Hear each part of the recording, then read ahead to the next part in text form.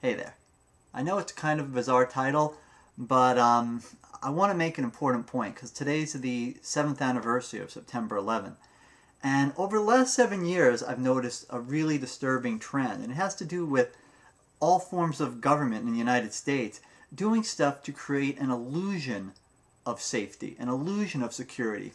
And they're wasting the taxpayers' time and money and making us less safe because what they're doing isn't really helping. And one good example had to do with the London subway bombing, or the terrorist act that happened in London a couple of years ago. In response, New York City started to stick police officers occasionally at subway stations to have them check bags, do random checks of bags, and they're still doing it to this day.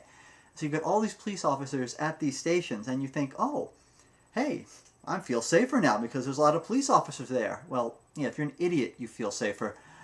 Because there are hundreds of subway stations in New York, and if you're not from New York, the way the subway system works is that you can get onto any one of the subway stations, and the trains are connected in such a way that you can get to any other station in the entire system, no matter which station you enter.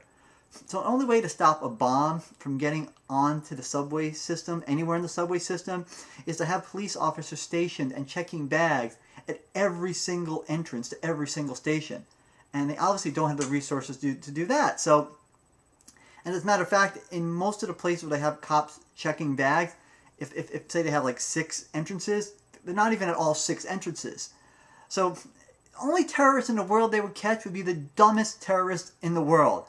Because, you're a terrorist, you got a bomb, and you look down, you see, and there's this big sign saying, bags are being randomly checked, and you see police officers down there.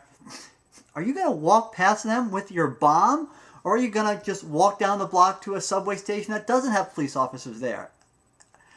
So it's creating an illusion of safety. It's duping the public into believing we're making them safe, and you're wasting the taxpayers' money, and you're making us less safe. Because those police officers could be out in the street fighting crime, doing something useful. Instead, they're stuck there like some security guard at an amusement park checking bags. Which, by the way, also creates an illusion of safety. I mean, if you've ever been to an amusement park, they just kind of look at the bag and they move their hand around and say, oh, okay, go by. If I wanted to, I could stick plastic explosives in all the juice boxes I'm bringing, and there's nothing to stop you. So that's kind of a waste of time. It wastes everybody's time. And I said, I don't mind doing stuff to keep you safe, but if it just creating an illusion of safety, if it's not making you safer, then you're wasting time, you're wasting the taxpayers' money, and you're making people less safe because you could be putting your resources into something that really makes people safe. And another example that really, really gets me pissed off is what happened after the whole shoe bomber thing. Remember, there was this guy called Richard Reed. He got on a plane and he put plastic explosives in his shoe. And he tried to light it while he was on the plane. And thankfully somebody caught him and stopped him, and they averted disaster. After that, anytime you want to get on a plane in the United States, you got to take your shoes off, and they check your shoes. That's also ridiculous. That's being reactive instead of being proactive. Now that everyone knows that they always check shoes, no terrorist is going to put plastic explosives in his shoes. There are plenty other places where you can stick plastic explosives. I mean, think about how people smuggle drugs. Sometimes they stick them up their ass. Are they going to check my ass? And I could very easily take a plastic explosive, and just stick it down my crotch, and I'm walking through security. What are they going to do? Are they going to check my crotch? They're going to make everyone who goes through security drop their pants? They're not going to do that. So once again, it's creating an illusion of security. It's a waste of time. I mean, even if you are increasing security a little bit on planes and on the trains, terrorists are not going to strike there. They've already stricken using planes and using trains. And they know there's extra beefed up security there. And it's the same deal. The subway station, they see a cop there, they take another avenue. They go to the station without a cop. They're checking shoes, they'll put the bomb someplace else. And as far as trains and planes go, those are no longer really soft targets, not as much as they were. So they'll just go to another soft target. There are plenty of soft targets where they can do lots of damage, kill lots of people, and there's no security. And I won't go into specifics because people are going to say, oh, I'm trying to aid the terrorists, but just, for example, think about the closing scene in the movie Heathers. Think about the plot that Winona Ryder's character foiled at the end of that movie. What's to stop a terrorist from doing that? Nothing. I mean, what's going to stop them? What are we going to do? We're going to install Winona Ryder in every single school basement to keep from happening? And don't get me wrong, she'd do it. She needs to work. But there's only one Winona Ryder, and there's hundreds of schools, thousands of schools in the country, I should say. So it's not going to help. There aren't enough Winona Ryders to go around to stop the terrorists, okay? So my point is, people just have to stop living in fear, you know, and I don't mind spending money fighting terrorism. It makes sense, but our governments should be spending it on things that will really help.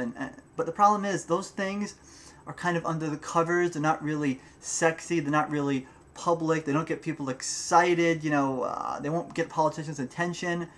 I mean, for example, you could spend the money doing a lot to increase port security, to keep materials from getting into the country. You could use that money to secure, nuclear materials in former Soviet republics. You could use that money to pay off former Soviet scientists, give them jobs in the U.S., token jobs. Who cares? As long as they're not destitute and taking money from whoever will give it to them, which will be some terrorists. I mean, you have all these scientists out there that are destitute now, and there's going to be some terrorist guy who needs a bomb built, and that Soviet guy is going to go there and build him a bomb. Well, you find those people and you pay them money, so they don't build bombs for terrorists, and you secure that nuclear material and you keep the port safe. Those are things you can do that will actually make us safer, but it's not public. It doesn't help the politicians, so the politicians won't do that because they don't want to keep you safe. They want you to think you're safe. They want you to think you're safe, and they want you to think that the politician made you safe, so you'll vote for that politician. That's their only goal there. They just want to get elected again. They are not trying to keep us safe. It is a complete sham, and it is a shame. It really is, and the only people that can stop this are the people that are watching this, people around the world. It's us, it's us, it's us. It's us, man. I can't even talk. I'm so pissed off right now. But you get the point. We are the ones that can stop this from happening, because we're the ones who have to hold our politicians accountable and tell them they are full of crap and, throw the suckers out, so to speak. All right? Any case, that's what I got to say today, and thanks for watching, and I'll see you next time.